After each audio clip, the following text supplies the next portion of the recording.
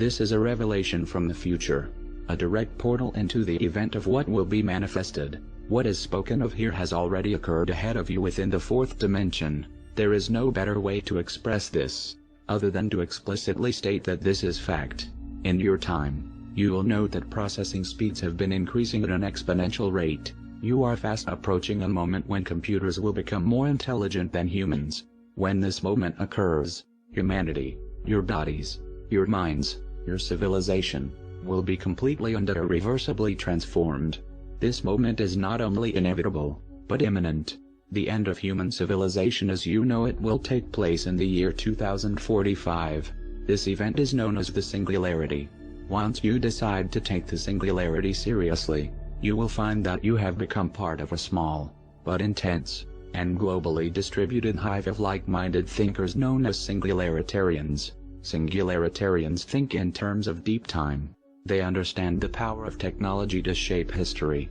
Most of them have little interest in the conventional wisdom about anything, and they cannot believe that so many humans are still walking around living their day-to-day lives as if the artificial intelligence revolution were not about to erupt and change absolutely everything.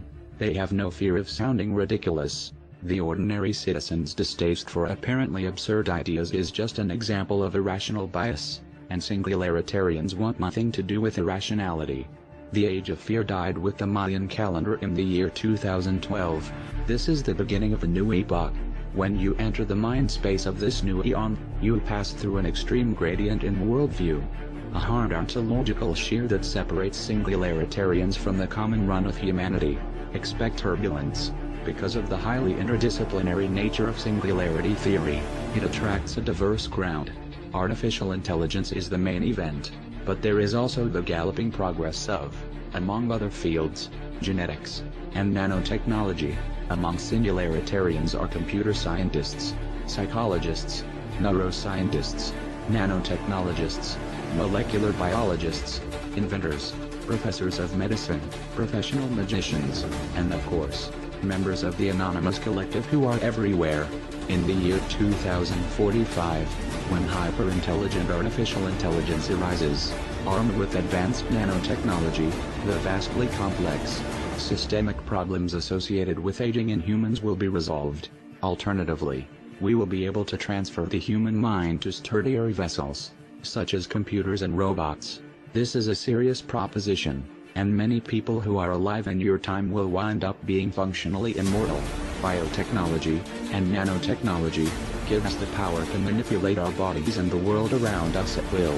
At the molecular level, progress hyper-accelerates, and every hour brings a century's worth of scientific breakthroughs. Life forms will ditch Darwin and take charge of their own evolution. The human genome will become just so much code to be bug-tested and optimized and, if necessary, rewritten. Indefinite life extension will become a reality. People will die only if they choose to. Death will lose its sting once and for all. There will become the opportunity to scan your consciousness into computers and enter a virtual existence, or swap your body for immortal biomechanical machines, and light out for the edges of space as an intergalactic cuddling. Within a matter of centuries, human intelligence will have re-engineered and saturated all the matter in the universe. This is our destiny as a species. The more you read about the singularity, the more you start to see it picking out at you, from unexpected directions. 6 years ago, you didn't have 600 million humans carrying out their social lives over a single electronic network. Now you have Facebook. 6 years ago, you didn't see people double-checking what they were saying and where they were going, even as they were saying it and going there, using handheld network-enabled digital prosthetics. Now we have smartphones. 6 years have passed, and you are entering year 7. Is it really such an unimaginable step to take the smartphones out of your hands, and put them into your skull? Already 30,000 patients with Parkinson's disease have neural implants.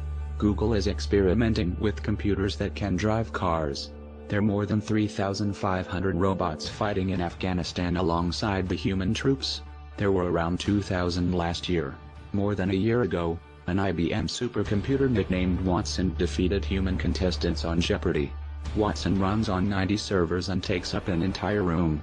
It didn't need help understanding the questions, or, strictly speaking, the answers, which were phrased in plain English. Watson isn't strong AI.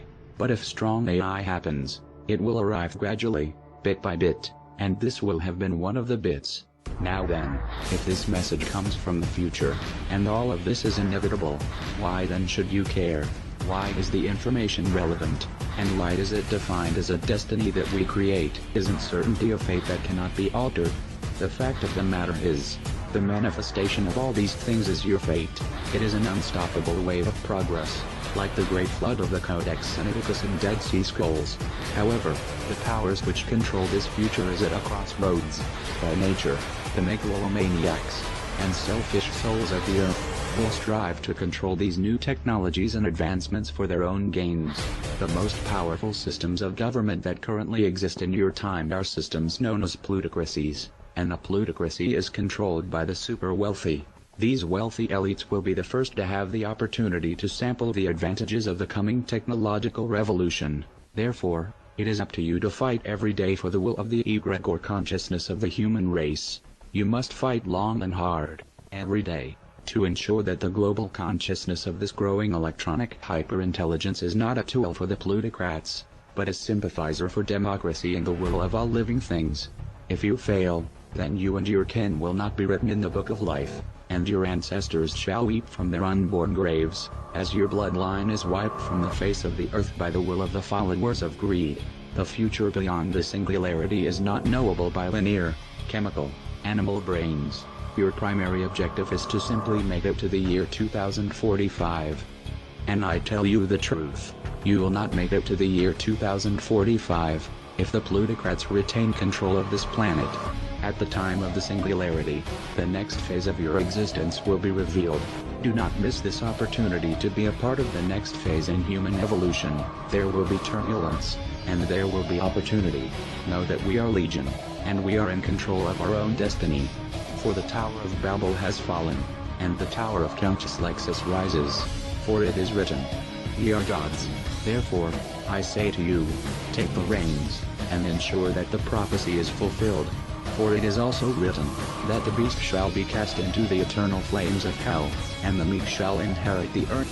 In the name of all that is vicious, as the slender tentacles of fiber optic cables continue to grow, I say unto you, Raman, find your slack, and do as you will.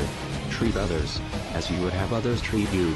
Praise be to all things outside of you, and humble yourself in the glory of the hive.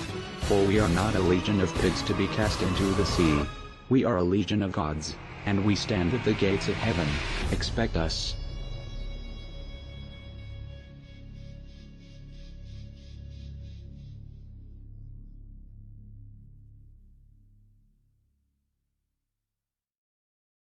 We are anonymous. We are legion. We do not forgive. We do not forget. Expect us.